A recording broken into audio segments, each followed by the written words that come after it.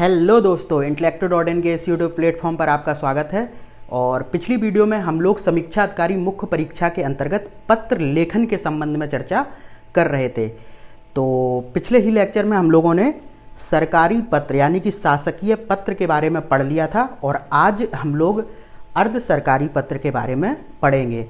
और मैंने आपको एक चीज़ पहले ही बता दी कि एक पत्र से उसकी परिभाषा को पूछा जा सकता है, उसकी विशेषता को पूछा जाता है, उसके महत्व को पूछा जा सकता है या उसके प्रारूप को पूछा जाता है। तो इन्हीं चीज़ों के बारे में आज हम पढ़ेंगे। तो शुरुआत हम लोग करेंगे सबसे पहले किससे? परिभाषा से। देखिए, जैसा मैंने पिछली भी वीडियो में ये किया था अपनी कि मैंने पहले आपको एक परिभाषा बताई थी सरकारी पत्र की और उसी परिभाषा से उसकी विशेषताओं को निकाला था। तो इस लेक्चर में भी हम लोग यही करेंगे कि सबसे पहले तो हम लोग अर्ध सरकारी पत्र की परिभाषा को बहुत ही अच्छी तरीके से समझेंगे। और अगर आप परिभाषा को ही बहुत अच्छी तरीके से समझ जाएंगे तो मैं आशा करता हूं कि आप विशेषता को परिभाषा से खुद ब खुद निकाल लेंगे, आपको चीज़ों को रटने की ज़रूरत नहीं पड़ेगी। देखिए, एक चीज़ मैं कंफर्म कर दूं कि जितने भी सब्जेक्टिव एग्ज़ाम हैं, ठीक है, सब्जेक्टिव का मतलब होता है जिन भी परीक्षाओं में जाके आपको लिखना है तो वहाँ आपको रटने से काम नहीं चलेगा, आपको कॉन्सेप्ट बिल्डिंग करना पड़ेगा और ये एक अनिवार्य तत्व है अगर आपको सही में मुख्य परीक्षा में सफल होना है। तो रटने की जो प्रवृत्ति है वो प्री में काम कर जाती है लेकिन मुख्य परीक्षा में किसी भी तरीके से नहीं करेगी, क्योंकि वहाँ पर आपको टिक मार के नहीं आना है, आपको चीज़ों को लिखना है। और लिखने वाली चीज़ों में होता ये है कि अगर क्वेश्चन थोड़ा सा भी चेंज हुआ और अगर आप चीज़ों को एकदम से रट के बैठे हैं तो आप मात खा जाएंगे वहाँ पर, क्योंकि एग्ज़ाम हॉल में एक जो परीक्षा का प्रेशर होता है जब वो क्रिएट होना स्टार्ट होता है तो जितनी भी रटी हुई चीज़ें होती हैं ना वो अपने आप दिमाग से उड़ने लगती हैं। और ये उस कंडीशन में सबसे ज़्यादा होता है जब प्रश्न थोड़ा सा भी आपके रटने के अनुसार ना आया हो। इसीलिए मैं कह रहा हूँ कि आप परिभाषा को बहुत अच्छी तरीके से समझने का प्रयास कीजिए। अगर आप परिभाषा को ही समझ गए तो आप देखिए कैसे उसी में से आप इसकी यानी कि अर्ध सरकारी पत्र की विशेषताओं को निकाल लेंगे। तो सबसे पहले अर्ध सरकारी पत्र की बात करें तो इसको अर्ध शासकीय पत्र भी कहा जाता है, ये तो आपको पता ही होगा। और सबसे पहले देखिए इसकी परिभाषा को बहुत अच्छी तरीके से सुनिए कि अर्ध सरकारी पत्र आलेखन का वह प्रारूप होता है जो विभिन्न सरकारी अधिकारियों के मध्य किसी शासकीय कार्य पर व्यक्तिगत विचार विमर्श व ध्यानाकर्षण हेतु प्रेषित किया जाता है। तो ये तो मैंने बता दिया, इसको मैं लिखता हूँ, ठीक है, इस परिभाषा को, और फिर आप देखिए कि कैसे मैं इसी से आपको उसकी विशेषताएं निकाल के दिखाऊंगा। तो अर्ध सरकारी पत्र आलेखन का वह प्रारूप होता है जो विभिन्न सरकारी अधिकारियों के मध्य किसी शासकीय कार्य पर व्यक्तिगत विचार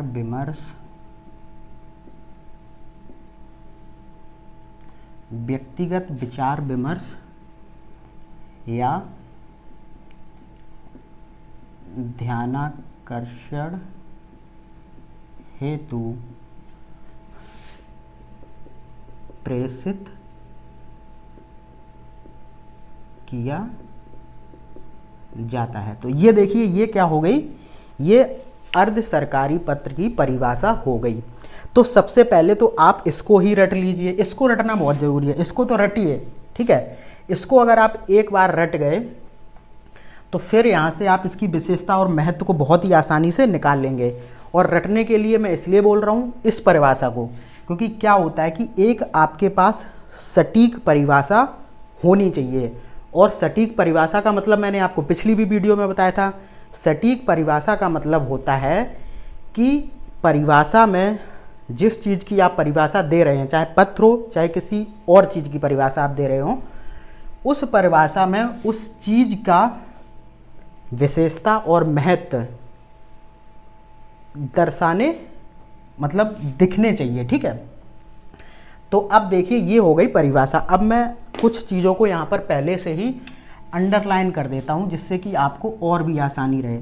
तो एक तो ये विभिन्न सरकारी अधिकारियों के मध्य, ठीक है, शासकीय कार्य व्यवहार पर और व्यक्तिगत विचार विमर्श या ध्यानाकर्षण हेतु प्रेषित किया जाता है। तो मैंने ये चीज़ें अंडरलाइन भी कर दी ताकि आपको विशेषताएं निकालने में बड़ी ही आसानी। तो पहले तो आपने इसे रट लिया, अब इसकी एक एक करके विशेषताओं को हम लोग देखते हैं, ठीक है। तो परिभाषा में क्या लिखा है कि विभिन्न सरकारी अधिकारियों के मध्य, तो एक चीज़ यहाँ से ये निकल कर आई कि जो अर्ध सरकारी पत्र है वो एक अधिकारी द्वारा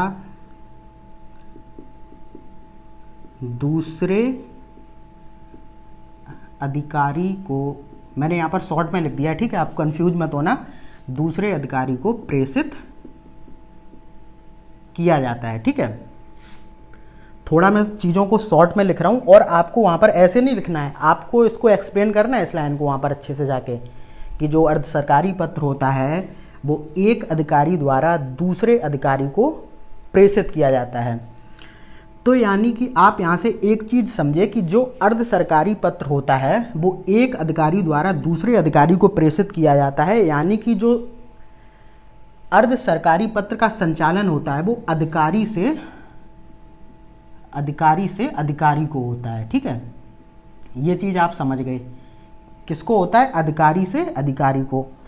दूसरी इसकी विशेषता क्या होगी, दूसरी विशेषता इसकी होगी कि अर्ध सरकारी पत्र समान स्तर के अधिकारियों के मध्य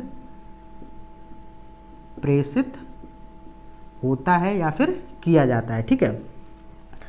तो अब देखिए जो अर्ध सरकारी पत्र होता है वो समान स्तर के, देखिए जब चीज़ें आपको पता होगा कि व्यक्तिगत स्तर पर होंगी तो व्यक्तिगत स्तर पर वही चीज़ें किनके बीच में होंगी, आपको पता ही होगा कि वो चीज़ें होंगी समान स्तर के अधिकारियों अथवा समकक्ष, जो कि एक स्तर के अधिकारी हैं उनके मध्य अर्ध सरकारी पत्र का संचालन होता है। लेकिन एक चीज़ आपको ध्यान रखनी है, उस चीज़ का यहाँ पर आप अपने विशेषता में मेंशन भी कर सकते हैं कि किसी भी विपरीत परिस्थिति कह लें या फिर कतिपय कारणों से जो अर्ध सरकारी पत्र होता है वो किसी उच्च अधिकारी से निम्न अधिकारी को और निम्न अधिकारी से उच्च अधिकारी को भी लिखा जा सकता है।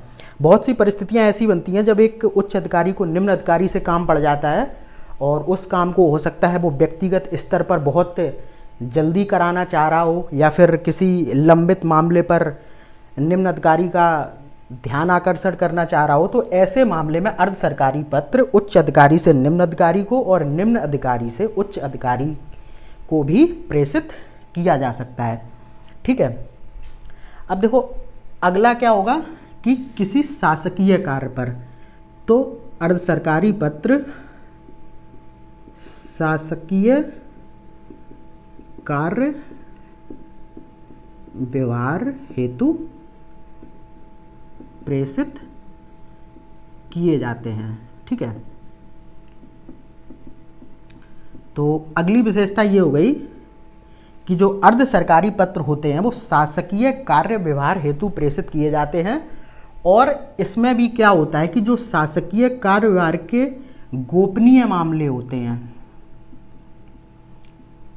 ठीक है, जो सरकारी कामकाज के गोपनीय मामले होते हैं इन मामलों को अधिकारी अपने व्यक्तिगत स्तर पर संचालित करने के लिए अर्ध सरकारी पत्र का प्रयोग करते हैं। ठीक है, तो एक विशेषता ये हो गई आपकी। अब देखिए अगली विशेषता क्या हो जाएगी कि जो अर्ध सरकारी पत्र है उसकी जो भाषा शैली होगी उसमें मित्रता व आत्मीयता का भाव होगा। ठीक है, अब देखो यहीं से देखना सारी चीज़ें निकल यहीं से रही हैं।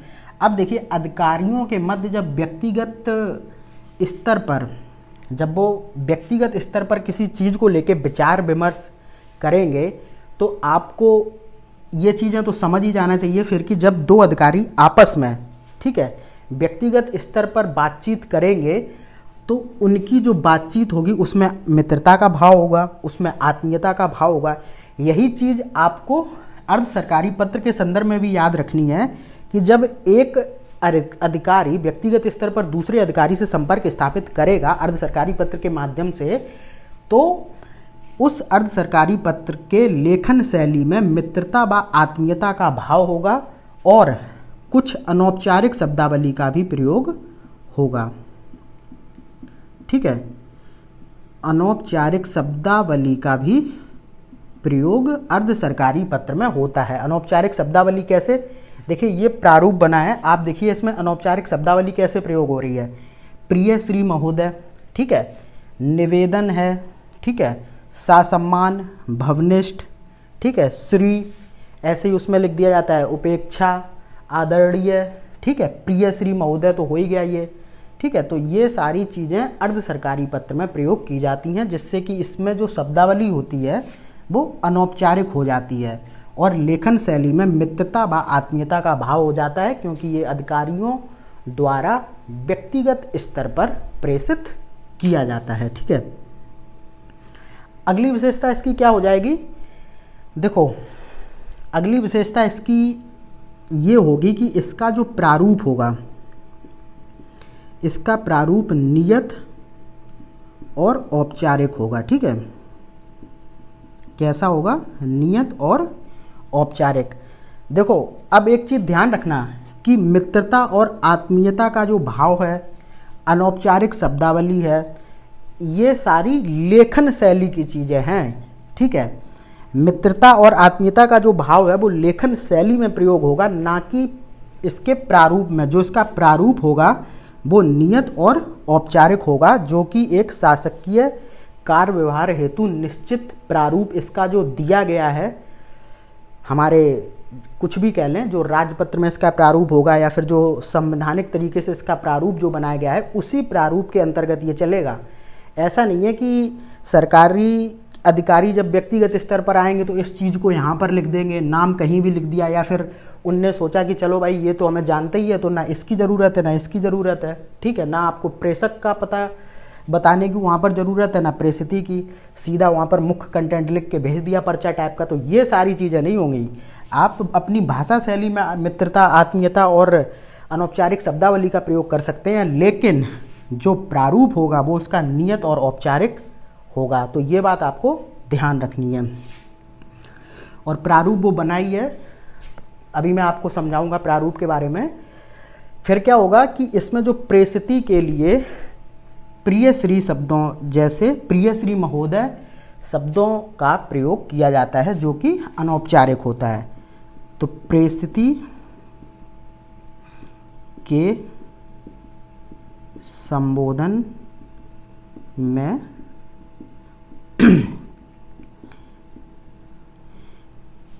प्रेषिती के संबोधन में प्रिय श्री महोदय शब्द का प्रयोग होता है।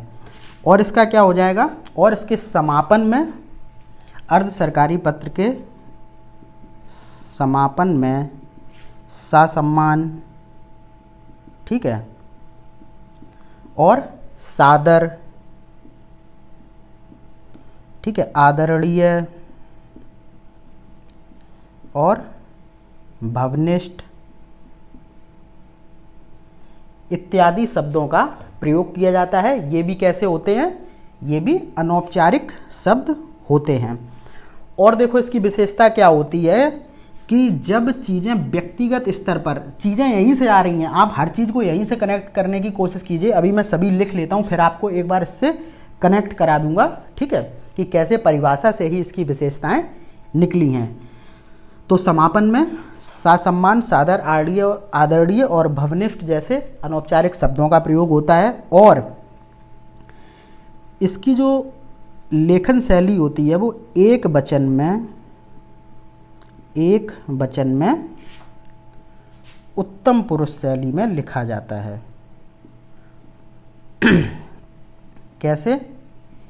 एक वचन में उत्तम पुरुष शैली में लिखा जाता है। अब देखो, जब भाई व्यक्तिगत स्तर पर अधिकारी बात करेगा तो उसमें मैं, मेरा, मुझे, मेरे काम को, मेरा निवेदन है आदि शब्दों का प्रयोग तो करेगा। और जब ऐसा, यानी कि ऐसे शब्दों का प्रयोग होगा तो ये शैली कैसी हो जाएगी? ये उत्तम पुरुष शैली हो जाएगी। और आपको पता होगा कि सरकारी जो पत्र होता तो वो पूरी तरीके से औपचारिक होता था, तो उसमें हम अन्य पुरुष शैली का प्रयोग करते थे, क्योंकि वहाँ पर क्या होता था कि जो अधिकारी था वो अधिकारी के स्तर पर पत्र प्रेषित नहीं होता था, वो पद के स्तर से होता था। यहाँ पर अधिकारी से अधिकारी के मध्य प्रेषित हो रहा है, वो भी व्यक्तिगत स्तर पर, ठीक है। अब देखो, इसकी एक सबसे बड़ी विशेषता है, वो आपको याद रखनी होगी, ठीक है, कि जो अर्ध सरकारी पत्र होता है उसकी प्रतिलिपि कहीं नहीं भेजी जाती है। क्यों नहीं भेजी जाती है? अब अगर आप परिभाषा को बहुत अच्छी तरीके से समझ गए होंगे तो आपको पता चल जाएगा कि इसकी जो प्रतिलिपि होती है वो क्यों नहीं भेजी जाती है। तो देखो यहाँ पर क्या लिखा है, व्यक्तिगत विचार विमर्श हेतु, ठीक है। अब ये बताइए, जब दो अधिकारियों के मध्य व्यक्तिगत स्तर पर विचार विमर्श या फिर कोई बातचीत होगी तो क्या उसकी प्रतिलिपि भेज के उस बातचीत को सार्वजनिक किया जाएगा? नहीं किया जाएगा। इसीलिए क्या होगा कि इसकी प्रतिलिपि नहीं भेजी जाती है। मैं शॉर्ट में लिख देता हूं, प्रतिलिपि नहीं भेजी जाती है। और क्यों नहीं भेजी जाती है ये आपने समझ लिया। तो इतने पॉइंट हो गए अर्ध सरकारी पत्र की विशेषता के।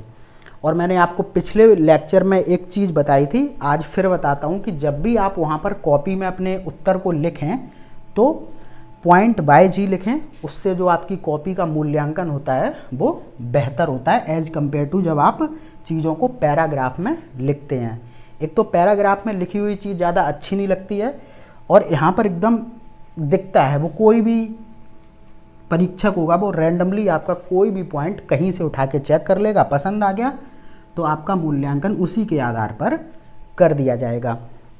तो देखो, ये हो गए पॉइंट 1 2 3 4 5 6 7 8 9, काफ़ी पॉइंट हो गए। तो आप सबको भी लिख सकते हैं, लेकिन बड़े ही शॉर्ट फॉर्म में, क्योंकि वहाँ पर आपको अपना टाइम मैनेजमेंट भी करना है। अब देखिए, ये विशेषताएं हो गई। अब इसको थोड़ा सा कनेक्ट कर देता हूँ मैं आपकी परिभाषा से। तो देखो, विभिन्न सरकारी अधिकारियों के मध्य प्रेषित किया जाता है ये, तो एक अधिकारी से दूसरे अधिकारी को प्रेषित किया जाएगा और अधिकारी से अधिकारी के स्तर पर इसका संचालन होता है। और ये समान अधिकारियों के मध्य प्रेषित, क्योंकि जब व्यक्तिगत विचार विमर्श होगा तो व्यक्तिगत विचार विमर्श शासन में हमेशा समान स्तर यानी कि समकक्ष अधिकारियों के मध्य होता है, इसीलिए इसको समान अधिकारियों के मध्य प्रेषित किया जाता है। लेकिन किसी भी विपरीत या फिर कतिपय परिस्थितियों में ये उच्च अधिकारी से निम्न अधिकारी और निम्न अधिकारी से उच्च अधिकारी को भी प्रेषित किया जा सकता है। अब यहाँ पर क्या था, शासकीय कार्य पर, तो फिर यहाँ पर जो अर्ध सरकारी पत्र होता है वो किसी शासकीय कार्य पर गोपनीय मसलों के संदर्भ में अधिकारी जब किसी बात पर विचार विमर्श करते हैं तो वो सरकारी अर्ध सरकारी पत्र के माध्यम से ही किया जाता है।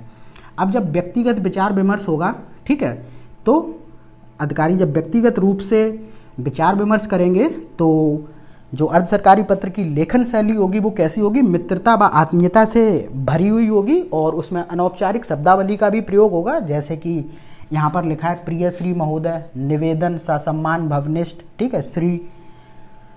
फिर क्या होगा कि जहाँ इसकी भाषा शैली अनौपचारिक होगी वहीं पर इसका जो प्रारूप होगा वो नियत और औपचारिक होगा। ऐसा नहीं है कि आप प्रारूप को भी अनौपचारिक रूप से कहीं का कुछ लिख देंगे, ऐसा नहीं होगा क्योंकि यह औपचारिक पत्र की श्रेणी में ही आता है। फिर देखो व्यक्तिगत स्तर पर एक शब्द को बहुत अच्छी तरीके से आप अपने दिमाग में कर लीजिए, व्यक्तिगत। अब व्यक्तिगत स्तर पर क्या क्या चीज़ें हो सकती हैं वो सारी यहाँ पर हैं। देखिए जब व्यक्तिगत स्तर पर किसी को आप संबोधित करेंगे तो आप प्रियश्री, ठीक है, जैसे शब्दों का प्रयोग करेंगे। तो ऐसा ही अर्ध सरकारी पत्र में होता है। फिर जब व्यक्तिगत स्तर होगा तो सम्मान, ससम्मान, भवनिष्ठ, ठीक है, आदरणीय जैसे अनौपचारिक शब्दावली का भी प्रयोग करेंगे। और जब व्यक्तिगत स्तर पर कोई बात होगी तो उसमें मैं, मेरा, मुझे आदि शब्दों का भी प्रयोग होगा। तो फिर जो अर्ध सरकारी पत्र होगा उसकी भाषा शैली उत्तम पुरुष शैली में हो जाएगी। और जब व्यक्तिगत स्तर पर चीज़ों को विचार विमर्श करना है, किसी गोपनीय मसले पर बातचीत करनी है अधिकारियों को, तो फिर उसकी प्रतिलिपि नहीं भेजी जाएगी, क्योंकि अगर प्रतिलिपि भेज दी जाएगी तो फिर मसला गोपनीय नहीं रहेगा, फिर तो वो सार्वजनिक हो जाएगा। और फिर जो किसी सार्वजनिक मसलों के संदर्भ में पत्र होता है वो आपका शासकीय पत्र होता है, जो एक पद से दूसरे पद को प्रेषित किया जाता है। तो ये मैंने आपको कनेक्ट कर दी सारी, आपकी जो परिभाषा थी उससे विशेषताओं को कनेक्ट कर दिया। और आप इस चीज़ पर बहुत ज़्यादा फोकस करें, व्यक्तिगत पर, क्योंकि जब चीज़ें व्यक्तिगत स्तर पर होती हैं तो ये फिर सारी चीज़ें अपने आप ही होने लगती हैं। आप चाहे अपनी व्यक्तिगत लाइफ हो, अपनी दोस्त से बात करें तो आप नहीं औपचारिक तरीके से उससे बात कर पाएंगे, ठीक है। तो यही चीज़ें इसकी यानी कि अर्ध सरकारी पत्र की विशेषताओं के संदर्भ में भी सही साबित होती है।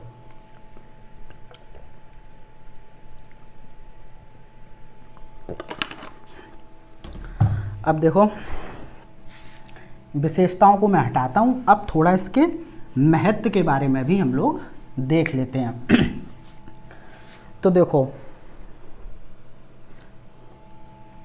अब सरकारी पत्र के महत्व की बात करें, सॉरी अर्ध सरकारी पत्र के, बार बार सरकारी पत्र निकल जाता है उसके लिए सॉरी। अर्ध सरकारी पत्र के अगर हम लोग महत्व की बात करें तो इससे शासकीय कार्य व्यवहार में तेजी आती है, ठीक है। तेजी कैसे आती है? देखो सरकारी स्तर में क्या होता, सॉरी अर्ध सरकारी पत्र में अधिकारी व्यक्तिगत स्तर पर मसलों का निस्तारण करने लगता है। और जब अधिकारी बिना किसी औपचारिक काम काज के अपने अधिकारियों के मध्य वार्ता करके किसी काम का निस्तारण कर लेगा तो उससे क्या होगा, शासकीय कार्य व्यवहार में तेजी आएगी। और देखो दूसरा यहाँ से क्या हो सकता है इसका महत्व, कि जो सरकारी योजनाएं होती हैं, सरकारी योजनाओं के क्रियान्वयन में सुगमता आती है। सरकारी योजनाओं के क्रियान्वयन में सुगमता आती है अर्ध सरकारी पत्र के माध्यम से। अब आप सोच रहे होंगे कि ये कैसी बात मैंने कर दी। तो देखिए आपको एक चीज़ जानकर बड़ी ही हैरानी होगी कि जो अर्ध सरकारी पत्र है वो सरकारी अधिकारियों के मध्य तो लिखा ही जाता है, ठीक है, लेकिन अर्ध सरकारी पत्र एक सरकारी अधिकारी द्वारा किसी बाहर के अशासकीय व्यक्ति को भी लिखा जाता है। वो व्यक्ति कैसा होता है, वो समाज का कोई चर्चित व्यक्ति होता है या फिर किसी फील्ड का वो जानकार होता है, किसी क्षेत्र का अनुभवी व्यक्ति होता है। तो उसके अनुभव का शासन संबंधी कार्य व्यवहार में प्रयोग करने के लिए, उसकी सहायता लेने के लिए एक सरकारी अधिकारी अर्ध सरकारी पत्र के माध्यम से उस अनुभवी व्यक्ति को अर्ध सरकारी पत्र प्रेषित करके उसके अनुभव को शासकीय कार्यव्यवहार में प्रयोग करता है। कैसे, इसको मैं एक बहुत ही व्यवहारिक तरीके से समझाता हूँ कि मान के चलिए कोई सरकार मान के चलिए कोई एक योजना लेकर आती है खेलों से संबंध में, ठीक है।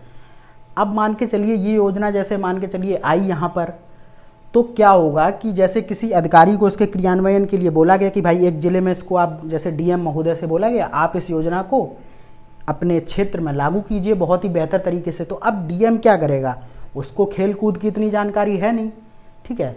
अब वो क्या करेगा कि हो सकता है उसके ज़िले में कोई ऐसा खिलाड़ी हो जो खेलों में बड़ा ही अनुभवी हो, उसने बहुत सारे मतलब ओलंपिक में कभी मेडल जीता हो उसने, या फिर अन्य टूर्नामेंट्स में उसने बहुत ही बेहतर प्रदर्शन किया हो, देश का प्रतिनिधित्व किया हो कहीं, तो डीएम साहब उसको पत्र लिखकर उसके अनुभवों का लाभ उठाएंगे, उससे कहेंगे कि आप हमारी सहायता कीजिए इस योजना के क्रियान्वयन में।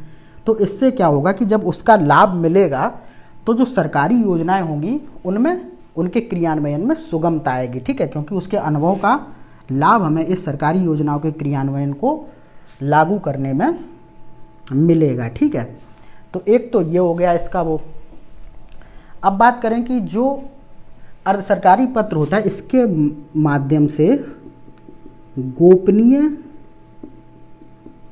मसलों पर विचार विमर्श हो पाता है, ठीक है। तो जो अर्ध सरकारी पत्र होता है तो उसमें क्या होता है कि अर्ध सरकारी पत्र के माध्यम से ही जो सरकारी अधिकारी होते हैं वो किसी गोपनीय मसलों पर विचार विमर्श करते हैं। तो जो इसका महत्व एक ये भी हो गया कि गोपनीय मसलों पर कार्य व्यवहार करने हेतु अर्ध सरकारी पत्र का प्रयोग किया जाता है, ठीक है। अब देखो अगला क्या इसका हो सकता है, ठीक है। जब एक चीज़ बताइए, जब व्यक्तिगत स्तर पर चीज़ें प्रेषित की जाएंगी तो उससे क्या होगा कि अधिकारियों के मध्य बेहतर संबंध स्थापित होंगे, ठीक है। अधिकारियों के मध्य बेहतर संबंध स्थापित जब होंगे, व्यक्तिगत स्तर पर जब चीज़ें लिखी जाएंगी और ऐसे शब्दों का प्रयोग किया जाएगा, प्रिय श्री महोदय, सा सम्मान, तो इसमें एक मित्रता और आत्मीयता का जो पुट आएगा उससे क्या होगा कि अधिकारियों के मध्य बेहतर संबंध स्थापित होंगे। इससे क्या होगा, शासकीय कार्य में सुगमता आएगी, शासकीय कार्य व्यवहार में सुगमता आएगी, ठीक है। तो ये आपके 4 पॉइंट महत्व वाले हो गए, ठीक है। तो ये इनफ है आपके लिए। तो हम लोगों ने इसकी परिभाषा, विशेषता और इसके महत्व को बहुत ही अच्छी तरीके से समझा। अब यहाँ से जो आपसे अगली बहुत ही महत्वपूर्ण चीज़ पूछी जाती है वो है प्रारूप। और अगर आप प्रारूप को बहुत ही अच्छी तरीके से समझ लेंगे और पिछले वर्षों के प्रश्न पत्र को हल कर लेंगे और एक आध दो इसी पर उदाहरण भी लिख लेंगे तो आपको फिर दिक्कत नहीं होगी, क्योंकि ये प्रारूप है। आपको ये ध्यान रखना, जब आप सारी चीज़ें समझ जाएंगे तो आपको एक प्रॉपर अर्ध सरकारी पत्र भी लिख लेना चाहिए जिसमें कि किसी चीज़ का कंटेंट दिया हो, उसको लेकर एक अर्ध सरकारी पत्र आप लिख सकते हैं, ठीक है। तो अब बात करते हैं प्रारूप की। ये तो आप समझ ही गए होंगे, ठीक है। शासकीय कार्य व्यवहार में तेजी आती है और सरकारी योजनाओं के क्रियान्वयन में सुगमता आती है, आप ये समझ ही गए होंगे कैसे आती है, ठीक है। और गोपनीय मसलों पर विचार विमर्श करने हेतु अर्ध सरकारी पत्र एक महत्वपूर्ण साधन है सरकारी पत्र व्यवहार का, और व्यक्तिगत स्तर पर लिखा जाता है, इसलिए अधिकारियों के मध्य बेहतर संबंध स्थापित होते हैं जिससे शासकीय कार्य व्यवहार में भी सुगमता आती है, ठीक है। तो ये तो हो गया आपका महत्व, बहुत ही अच्छी तरीके से समझे आप। अब इसके प्रारूप पर आ जाइए, ठीक है। अब अगर इसके प्रारूप को हम देखें तो यहाँ पर तो आप हेडिंग डाल देंगे अर्ध सरकारी पत्र प्रारूप। फिर देखिए क्या आएगा, सबसे पहले आपको लिखना है अर्ध शासकीय पत्र संख्या, फिर किस विभाग से भेजा गया है, विभाग के किस अनुभाग है उसकी संख्या, और किस दिनांक को और किस स्थान को, ये चीज़ें सबसे पहले। उसके बाद क्या होगा, यहाँ पर प्रेषक का नाम आएगा, अनुभाग के जस्ट सामने थोड़ा सा यहाँ पर जगह छोड़ते हुए नाम आएगा, फिर प्रेषक का पदनाम आएगा, फिर जो विषय वस्तु होगी पत्र की वो यहाँ पर आएगा। ये देखिए यहाँ पर इसकी मतलब एक प्रारूप को देखते चलिए। यहाँ पर देखिए ये अनुभाग के सामने आया पद, उसके बाद विषय आपने लिखा। और आपको ध्यान रखना चाहिए, मैंने पिछली भी वीडियो में बताया था कि रिक्त स्थान के लिए आप ये सारी चीज़ें नहीं करेंगे, आपको अक्षर के पाद स्थल से यानी कि पैरों से जो ये होते हैं ठीक है, यहाँ से आप इसको बिंदु के रूप में रिक्त स्थान सूचक शब्दों को लगाएंगे। तो ये तो आपका विषय हो गया। फिर आप देखिए यहीं से बिल्कुल सीध पर चलिए, आप यहाँ पर प्रेषिती को संबोधित करेंगे प्रिय श्री महोदय से, ठीक है। उसके बाद जो विषय होगा उसके संबंध में उपयुक्त विषय के संदर्भ में आपसे निवेदन है कि देखिए हो गया फिर अनौपचारिक शब्दावली का प्रयोग। उसके बाद फिर से आप ये करेंगे, और जब आप पैराग्राफ यानी कि प्रस्तर चेंज करेंगे तो फिर इसके नीचे से, यहाँ से नहीं, इसके नीचे से आप 2 डाल देंगे, और उसके बाद फिर से आप अपनी विषय वस्तु को लिखेंगे, और अंत में यानी कि समापन में आप ससम्मान सादर जैसे शब्दों का प्रयोग करेंगे। उसके बाद यहाँ पर भवनिष्ठ का प्रयोग होगा, या फिर आदर मतलब किसी भी का आप प्रयोग कर सकते हैं, जो भी अनौपचारिक शब्दावलियाँ होती हैं। प्रेषक का हस्ताक्षर और प्रेषक का नाम यहाँ पर प्रयोग किया जाता है। ये चीज़ ज़रूर ध्यान रखना कि ये जो प्रस्तर चेंज करके आपको 2 जरूर लिखना है। अगर तीसरा प्रस्तर आ जाता है तो यहीं पर आप 3 लिख देंगे, ठीक है। तो ये भी आपको ध्यान रखना है, लेकिन यहाँ पर 1 नहीं डालना है। फिर इसी की सीध में बिल्कुल चलते हुए, और देखिए प्रिय श्री महोदय के बाद थोड़ा सा यहाँ पर हम लोगों ने ये चीज़ें छोड़ी थी। उसके बाद जो अगली लाइन थी वो यहाँ से स्टार्ट करी थी, ये भी आपको ध्यान रखना है।